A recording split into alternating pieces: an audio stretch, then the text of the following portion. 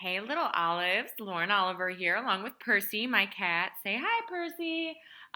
First of all, I want to say thank you to all my little olives who helped unlock the Panic origin story on Epic Reads. If you haven't checked that out, please go look at for the Panic origin story. It will tell you all about how the game started. It's an extra special bonus that I wrote, and read it, love it. Pre-order a copy if you haven't, and add it to your shelves on Goodreads, do all those great things. We're getting so close to the Panic release date, guys. I'm super, super excited. I'm so excited, in fact, that I am celebrating by playing an oldie but goodie, Panic at the Disco. Hopefully I won't get sued for playing that little clip. Sorry, guys. Sorry, Panic at the Disco, but I am just an artist trying to get excited about my forthcoming book, so hopefully you understand. How are you guys going to celebrate? I want to know. Write to me on Tumblr, post about it. In the meantime, to kill time, let's dive in. To kill time before Panic comes out, let's dive into Ask Lauren Oliver questions for the week. The first question is about the medium of how I write, whether I prefer to write by pen and paper, computer, BlackBerry. It's true, I'm the only person who still has one, and I still do a ton of writing on this little sucker. I prefer to write on the computer just because, in general, I think it's more efficient. I actually, though, recently I've started plotting by hand a lot.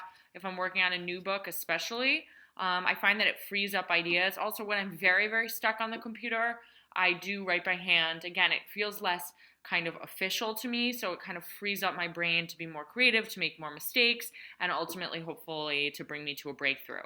I only write on my phone when I absolutely have to. Rain-Coated Lover from Tumblr asks, she says she's a YA author, recently signed with a literary agent, and currently submitting the manuscript to publishers. First of all, congratulations on signing with an agent. Did you have any obstacles to overcome when you first got published? How do you cope with the massive amounts of waiting? One way in which I have always chosen to cope with a massive amount of waiting, which doesn't end, by the way, if and when you get signed, and I'm sure you will, by a publisher, because right now I'm waiting for Panic to come out. So one way that I like to cope with waiting is, again, to shut up and dance.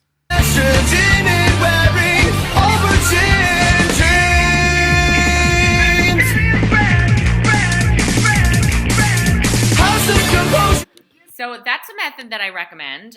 Other than that, it's really, really hard. It never really gets any easier. You're always putting yourself out there, whether you're waiting for a critical response, waiting for your editor's response, waiting for your agent's response. Often those are not exactly what you hope they would be. I was just having a conversation with my friend about this last night. So, you just have to try to stay sane, focus on the work, focus on new work, dive into another book, dive into reading, hang out with friends. In terms of obstacles, I had the same ones as everybody does. I've had books rejected by agents. I've had books rejected by publishers. I've had books get accepted by both and then have had to do a huge amount of work on them. So that's all part of the job. It's part of what you sign up for if you really want to be a writer. Epic Reads asks, would you rather be an unknown superhero or a famous villain? You know what? I'm going to blow your mind with this one.